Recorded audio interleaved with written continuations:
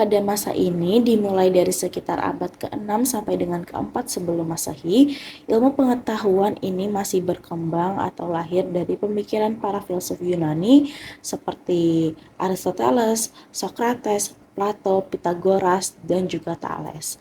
Nah, dari pemikiran mereka ini mencoba memahami dunia dan kehidupan dengan akal sehat dan observasi sederhana tanpa menggunakan metode ilmiah yang sistematis. Ilmu lebih banyak berupa filsafat alam dan juga spekulasi pemikiran tentang hakikat alam dan manusia. Contohnya, Aristoteles ini pernah memperkenalkan konsep logika dan klasifikasi makhluk hidup yang nyatanya menjadi dasar ilmu pengetahuan selanjutnya. Karakter ilmu pada masa ini lebih bersifat filosofis dan belum menggunakan eksperimen yang terukur.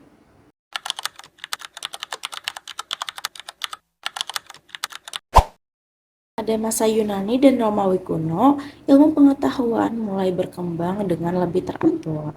Contohnya, tokoh Aristoteles mulai mengembangkan metode ilmiah melalui observasi dan juga penalaran yang lebih sistematis. Nah, fokus ilmu mulai bergeser nih dari spekulasi menjadi pengamatan dunia nyata. Walaupun eksperimen formal ini masih belum berkembang sepenuhnya. Pada masa ini, meletakkan dasar logika dan metode pengamatan menjadi tonggak penting bagi ilmu pengetahuan. Karakter ilmu ini sudah mulai tertata dengan menggunakan logika formal dan juga observasi yang lebih terarah.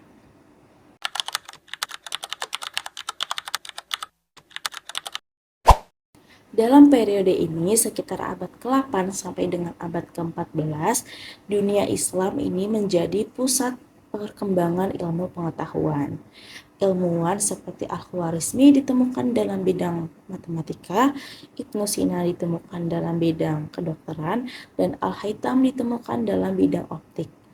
Nah, mereka semua ini tidak hanya menerjemahkan ilmu dari Yunani aja, tetapi mereka juga mengembangkan ilmu baru dengan metode observasi dan juga eksperimen, walaupun tetap mengintegrasikan aspek keagamaan.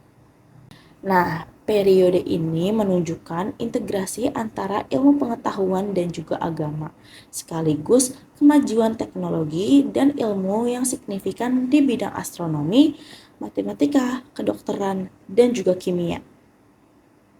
Lalu, karakter ilmu pada masa ini adalah kombinasi antara keimanan dan rasionalitas ilmiah dengan pendekatan eksperimen.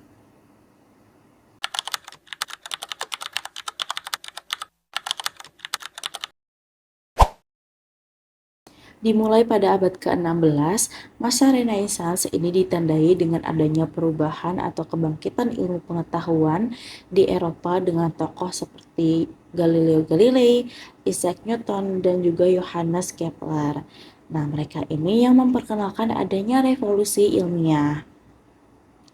Metode ilmiah modern yang berbasis observasi, eksperimen, dan matematika mulai berkembang sangat pesat.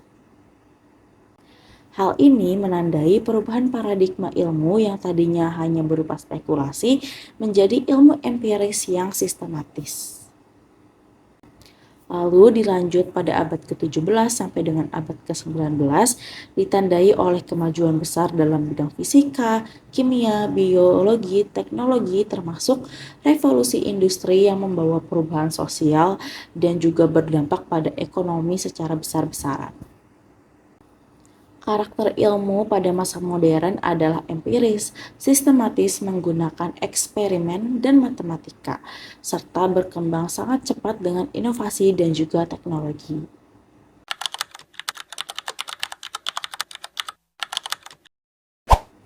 Lalu yang terakhir, apa sih yang membedakan karakter ilmu pengetahuan di tiap masa?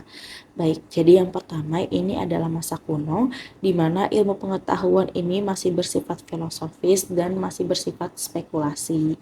Lalu di masa selanjutnya yaitu masa klasik, di mana ilmu pengetahuan ini sudah mulai terstruktur dengan metode observasi dan juga logika. Lalu pada masa setelahnya yaitu masa abad pertengahan Islam, ilmu pengetahuan ini sudah mulai integrasi dengan agama dan juga ilmu dengan perkembangan eksperimen dan juga observasi. Lalu abad masa setelahnya yaitu masa modern, ilmu pengetahuan ini sudah mulai bersifat empiris, sistematis, dan sangat berkembang dengan teknologi. Baik, sekian penjelasan mengenai perkembangan ilmu pengetahuan dari masa ke masa, dimulai dari masa kuno, klasik, abad pertengahan, Islam, sampai hingga modern, dan beserta karakter-karakter ilmu pengetahuan sains dari masa ke masa. Sekian, terima kasih. Apabila ada salah kata, mohon maaf. Wassalamualaikum warahmatullahi wabarakatuh.